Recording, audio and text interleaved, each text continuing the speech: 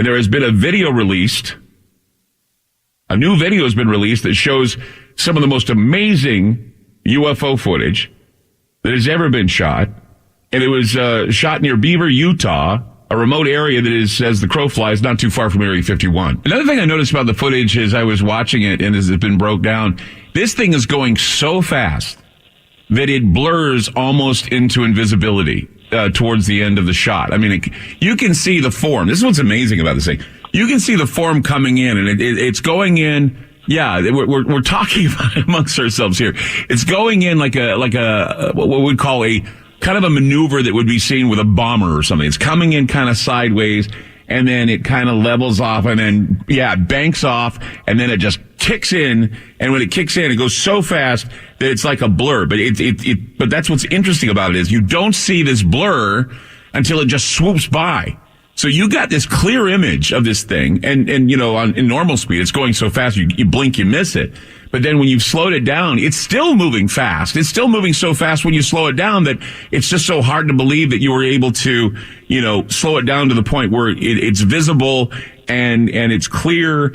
And I mean, there's no markings that I can see. And every time I see it, I'm just trying to figure out if I can make out wings or I can make out something else, but I just can't find that. I just can't. It's like something that I've never seen before. I gotta tell you, it makes for one of the most vivid and clear shots of a fast-moving flying object. Now, I'm going to take a break. I'm going to put this video back on Facebook so people can get a look at it. And then we have a special treat for everybody. We're going to bring on the videographer of this remarkable UFO to explain how they got the footage and what it is that they think it is, or maybe if they've had any conclusions or anyone talking about it. Sam Shortek's coming up on Ground Zero, and we're going to be talking with him about this amazing UFO footage that was shot near Beaver, Utah in 2016. Tonight we have Sam Shortek with us, of course, videographer, amazing footage. We just posted it on Facebook. If you go to facebook.com/Ground Zero Radio, I pasted it last night up there because I was blown away by it. A number of people, of course, leaving it up for scrutiny, saying, "Oh, CGI, I can tell it's CGI or whatever." No, it's just amazing how fast it was moving. And you're hearing it tonight from the guy who caught it with a drone right here on Ground Zero. It was sighted over rural Utah, a place called Beaver, which is just a little bit above St. George, maybe I'd say as the crow flies, about an hour, maybe 2 hours from Area 51. But of course, a lot quicker if you're flying one of those scary UAPs. The man has some of the most remarkable unidentified aerial phenomena footage you'll ever catch. It was taken in 2016, was just recently released. Sam, welcome to Ground Zero. Hey, Clyde. Thanks for having me on. I'm glad to have you on, man. I mean, I was listening to your story. You appeared on another show. It wasn't even a UFO or paranormal show or anything like that. It was just another morning show.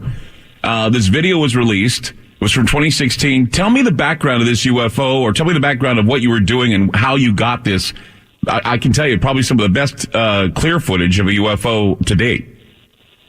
Yeah, I mean, you basically nailed it with your intro. We were in Beaver, Utah, doing a documentary on a family that lives in the area, and as part of these documentaries, we just kind of seek out epic landscapes to shoot and include in these films, and we shoot hours and hours and hours of this footage, and that landscape was kind of too beautiful to pass up. So we launched a drone, shot a little bit of footage, didn't really notice anything strange or anything weird about it. Went back to the hotel that night, and like we do every night after we shoot, just kind of quickly scrubbed through the footage, and that little moment caught our eye. So we just kind of zoomed in on it, broke it down a bunch. But the only other thing I'll say about the clip itself, going back to your point about how it's so blurry, we were even shooting that footage at 60 frames a second. So when you're shooting at 60 frames a second, you have double the amount of frames. And so theoretically, it should be cleaner, it should be crisper than just shooting something at 23.98. So we had double the frames, and even then it's still blurring. Which is amazing. Let's just say this. The blur comes from the passing. It comes from passing by so quickly. But see, what you have is a clear pic that goes all the way up to point of crossing, and then bam, it goes so fast that it blurs out. And I don't think anyone, if they're looking at this, can say that's not a damn good shot of a UFO, a damn good shot of some experimental aircraft that was flying over in the corridor near Area 51. It's amazing. And what's really interesting about this craft, or whatever it is that's flying over, it's the way the aerial maneuvering, or the aerodynamics of it, and how it flies in sideways and then shoots, kind of levels off and shoots away. It doesn't really look like anything conventional, at least something that we're aware of, and it's moving super fast. Yeah, and exactly. I mean, the way it kind of travels down the valley, it makes a hard turn and continues straight. And again, the amazing thing to me is that, I was standing right there. I was standing in that field and didn't see anything. So that's the most unbelievable part to me, just being right there and not noticing anything, but then seeing this in the footage later on, it was jaw dropping. So there was no sonic boom or anything like that when it went through. You didn't even sense it.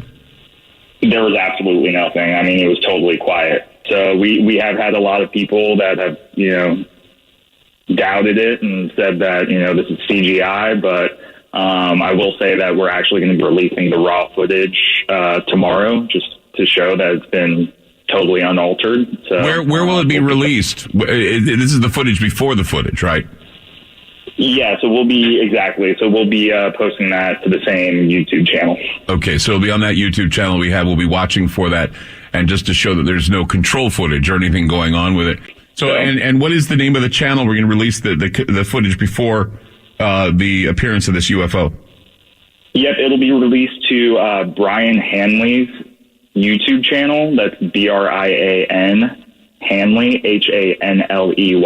Mm-hmm. And he's the journalist that we originally broke the footage to, provided it to. And he does what, a podcast? He does he's a news reporter. Who is he?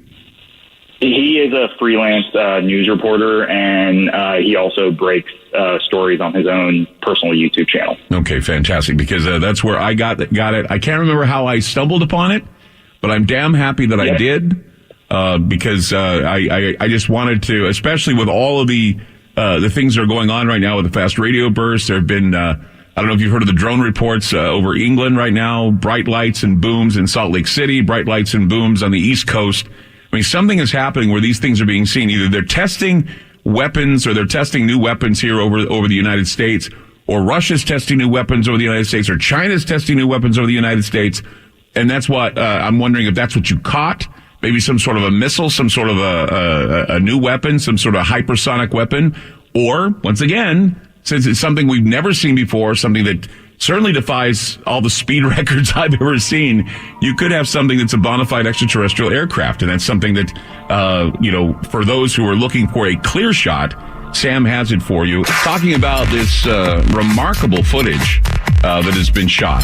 It's some footage that was actually from a drone. They were doing some B-roll for, they saw, it was great land, great view, mountainous view with clouds, and there's sagebrush everywhere. And of course, Sam is part of a company based out of Austin called Rabbitfoot Studios. And they were out just doing some B-roll. They said they're going to release some more footage to show that they weren't just waiting for a miracle to happen. They were just out there doing their thing. Did you have any, being that you shot it in Beaver, Utah, and I wanted to tell you, I mean, I'm originally from Utah. My family, actually, most of my family lives in that area, not really Beaver, but they live in St. George and they live in Cedar City area. And some of them, of course, live in Salt Lake City, Provo, and all those areas. But Beaver and St. George and all those places are considered a corridor for strange activity. And the reason why is because it's situated near the Nevada test sites of the nuclear weapons. And, of course, Area 51 is not too far away, literally. I mean, when you're thinking about the speed of that aircraft, whatever it was, Area 51 is not too far away. We're looking at maybe like an hour's drive, maybe even more, maybe 2 hours drive to Las Vegas from there. And I know that, and I know that, you'd make the turnoff there near Mesquite, or you make the turnoff there just before Las Vegas, and you're right there in Rachel near Area 51. And this is why I'm really, I'd be a little curious as to whether or not somebody may have interest in this that would be, I don't know, involved with the government, maybe Air Force. I mean, have you been contacted by like the Mutual UFO Network or anyone else? No, haven't been contacted by anybody in the government or anything like that. And honestly, like that was another reason for us not wanting to put it out there, was just because I wasn't a certain paranoia level of not trying to, I said it in the YouTube video, but there was the thought, we probably shot something, filmed something that we probably shouldn't have, that right. wasn't intended to be filmed. And really kind of, for me personally, the paranoia level of not really wanting to deal with that kind of, hey, if you ignore it, maybe it'll go away. But at the end of the day, I think, with all everything that's being released now and the current, climate for it is kind of just the right time. So, we'll see what happens in the next couple of days. I hope I don't get contacted.